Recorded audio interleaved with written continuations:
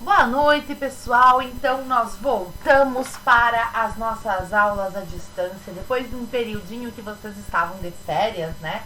Então vocês estão voltando com um pouquinho mais de vontade ou menos, né? Tanto faz. E nós vamos falar das duas últimas sociedades da Antiguidade Oriental, a China e a Índia. Duas sociedades da Ásia e das duas hoje com características muito parecidas, que é a da superpopulação.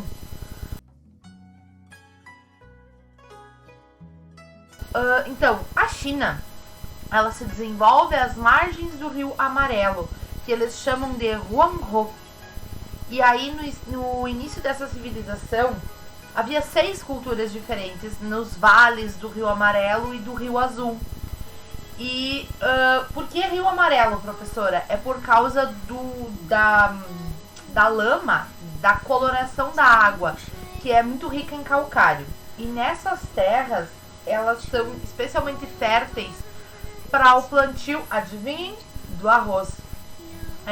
Nós temos o arroz como um dos principais alimentos dessa sociedade. Então as aldeias, elas praticavam a agricultura, a criação de cães, porcos, bois, ovelhas e galinhas. E alguns artesãos produziam objetos de cobre, vasos de cerâmica. Isso são os primórdios, aldeias nas margens dos rios Azul e Amarelo, principalmente o Amarelo, como as situações mais importantes. Depois, nós temos a dinastia Shang. Ela é a primeira dinastia da qual nós temos registros históricos escritos. Quer dizer que não houve dinastias importantes antes? Não, só quer dizer que elas não deixaram registros históricos escritos. O primeiro rei dessa dinastia foi Shentang. É alguma coisa assim. E a capital era na cidade de Shibo. Shibo, ela era assim, o que os arqueólogos nos dizem, que Shibo era bastante desenvolvida, ela tinha um eficiente sistema de defesa, que tinha muralhas que defendiam a cidade de ataques externos. Mas não é a grande muralha da China, da qual a gente já ouviu falar, mas ela é talvez de onde surgiu a ideia de fazer a grande muralha da China. No século XII a.C., a família Zhou mesmo, com CH, derrotou os Cheng. E aí a dinastia Zhou foi a mais longa dinastia da história chinesa. Eles foram do século XII a.C. até o século III a.C. E como vocês são muito bons em matemática, vocês sabem que eles ficaram loucos 900 anos no poder. Tá? E aí foi um período de relativa estabilidade, relativa tranquilidade, sem grandes guerras nem nada. E aí depois eles começam a ter problemas internos quando 7 regiões começam a se enfrentar violentamente. O reino dos Qin, derrotou o reino dos Zhou. E o rei de Qin anexou essas terras e então tomou o poder de tudo. O que os Qin tinham de marcante, vamos por assim dizer? Um estado centralizado, tipo um imperador governando com mãos de ferro, e uma preocupação com ameaças de invasão. E são os Qin que constroem a Grande Muralha, que tinha assim míseros 7.000 quilômetros de extensão. Só. Para vocês terem uma noção do que isso quer dizer, a costa brasileira, a parte do Brasil que é banhada pelo Oceano Atlântico, tem 5.000 quilômetros aproximadamente. Então ainda é um tanto a mais, são 7.000 quilômetros de extensão. Também dizem, né, que ele foi como é que eu vou dizer, um governante muito mãos de ferro, que ele mandou queimar livros e textos que eram contrários à sua ideia, tá? O Qin Che, um dos maiores, ele foi enterrado numa tumba descoberta em 1974. Depois disso, passa-se um período em que não tem uma grande dinastia no poder, onde eles se alternam no poder, e aí a dinastia Han assume o poder. Eles reforçam a autoridade estatal do imperador e pela primeira vez eles implantam uma língua oficial no império, aumentando o exército, e fazem outra coisa que pode parecer uma bobagem, mas é algo bastante significativo. Eles colocam um sistema unificado de pesos e medidas. Nós já crescemos num mundo onde nós temos esse sistema unificado, tirando os Estados Unidos, que falam milhas e são os diferentão da balada. Mas esse sistema unificado de pesos e medidas, ele faz com que o reino, o império, consiga se organizar melhor. E aí eles se organizam na chamada Rota da Seda, que foi a grande via de comércio entre a China e o Ocidente. E aí, gente, a existência dessa Rota da Seda, ela vai fazer com que em 1500 o Brasil seja descoberto. Oi? Como, professora? Tá viajando na maionese? O que a China tem a ver com isso? Aguarde, confie. Aguarde, confie, que você vai descobrir. Pois bem, isso faz com que essa Rota da Seda, esse conhecer outros povos, esse viajar, isso faz com que eles despertem o gosto pelas artes, conhecer artes diferentes. Então, a dinastia Han, ela tem algumas características. Por exemplo, ela é a primeira na China a apresentar o imperador como um representante do soberano universo na Terra. Tipo, topzera. E aí, na outra ponta da sociedade estavam os camponeses. E aí, entre meios, né, tinha artesãos, tinha nobreza, tinha os sacerdotes. Então, né, a agricultura é a principal atividade econômica, tá? E na China antiga nós temos a questão da religiosidade. Ela é colocada como os 4 elementos da natureza. Os deuses representando os 4 elementos da natureza. E aí depois nós temos o confucionismo, taoísmo e o budismo, tá? Na China, cerca de 100 milhões de pessoas dizem seguir alguma religião. E as igrejas lá são chamadas de pagodes. E aí, para entregar, pessoinhas, eu gostaria que vocês, por favor, pesquisassem só 3 itens.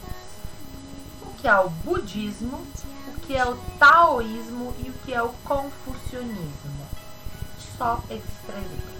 Bem fácil, né? Não é nem muito difícil.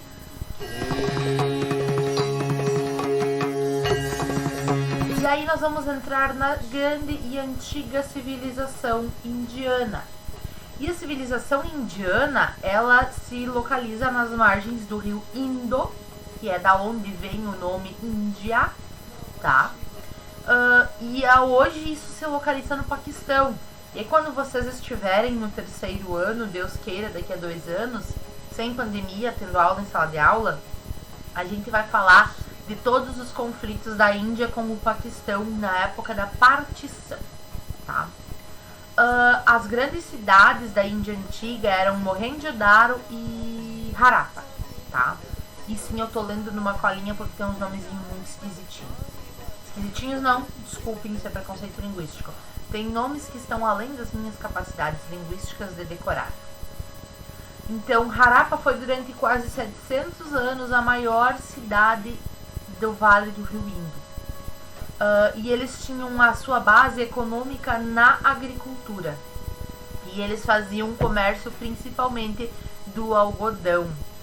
E com esse algodão, eles faziam artesanato para uso doméstico e para troca.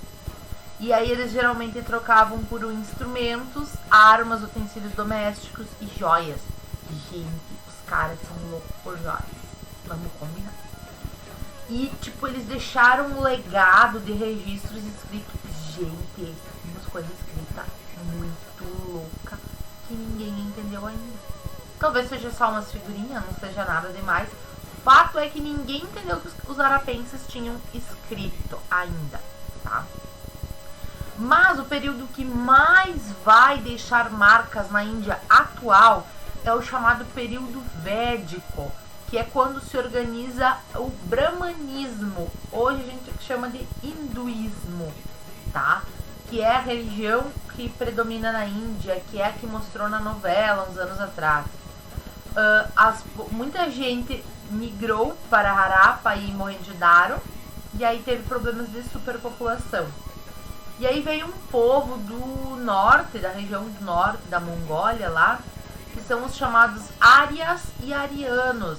E daí eles vão nas margens do rio Ganges fundar uma nova civilização.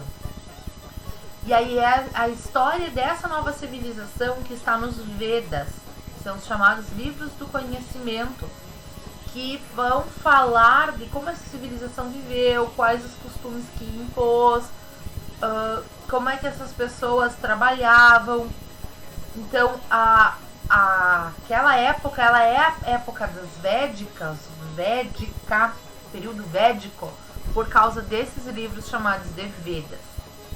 E aí, nesse período, surge a divisão de castas da Índia, porque eles precisavam, de alguma maneira, dividir essa sociedade. Então, no topo, sendo a cabeça de Deus, do Deus Brahma, são os Brahmanes, sacerdotes que eram da casta dominante, as famílias dominantes, e eles ocupavam os cargos mais importantes no exército. Depois disso vem os Kshatriyas. Quem são os Kshatriyas? Os braços do Deus, porque eles eram guerreiros, eles eram os acompanhantes, eles cuidavam da administração, então eles faziam um trabalho. Os Brahmanes pensavam e mandavam, os Kshatriyas faziam o trabalho. Depois vem os Vaishyas, que são as coxas do Deus Brahma. Cara, eu só consigo lembrar do Tony Ramos naquela novela batendo nas coxas e dizendo: nós somos a coxa de Deus. Tá, fechando parênteses, desculpa. Então os Vaishyas, eles eram as coxas do Deus Brahma. Os comerciantes, os artesãos, os agricultores. Eles serviam nas guerras. Tem, assim, tanto os artesãos e comerciantes que ficaram ricos, como os que não conseguiram. Então, né, tipo, tem aquela questão da mobilidade social. Depois, os pés de Brahma, que são os Sudras. Eles eram servos e trabalhadores dependentes do seu senhor. A maioria não sabia ler e escrever, cuidavam da limpeza da casa, de fazer comida. Não, fazer comida não, porque é dona da casa que faz comida, né? Nas casas tradicionais. Mas ou picar os legumes, ou picar a pouca carne que eles comem, isso são os Sudras que fazem. E por último, são os intocáveis, os Dalits. Eles são a poeira embaixo dos pés de Brahma. Eles são totalmente excluídos, eles não têm direito, eles não podem atravessar o caminho de uma pessoa de casta. Assim, eles seguem toda uma gama de regras assim bastante fortes, na minha opinião. E a filosofia hindu, ela é na crença da reencarnação. Tudo que tu fez, do como tu viveu, tu vai reencarnar. Tu só não vai reencarnar quando tu viveu uma vida perfeita. Quando tu não fez nenhum pecado, quando tu não teve raiva, nada disso, tá? Para se livrar, então, você tem que buscar esse caminho da santidade individual. Existe esse estágio final de purificação, mas tu tem que, olha, muito, tá? Então, basicamente, é isso sobre essas duas sociedades. E aí, a atividade que eu vou pedir para vocês sobre os indianos, eu gostaria que vocês, por favor, pesquisassem sobre a religião hindu. Então, são 4 questõezinhas que eu tô pedindo para vocês: budismo, taoísmo, confucionismo e hinduísmo. As 4 religiões que são expressas na China e na Índia, que são talvez algumas das mais marcantes contribuições dessas sociedades para nós, ok? No finalzinho agora vai passar algumas imagens para vocês de símbolos importantes dessas duas culturas.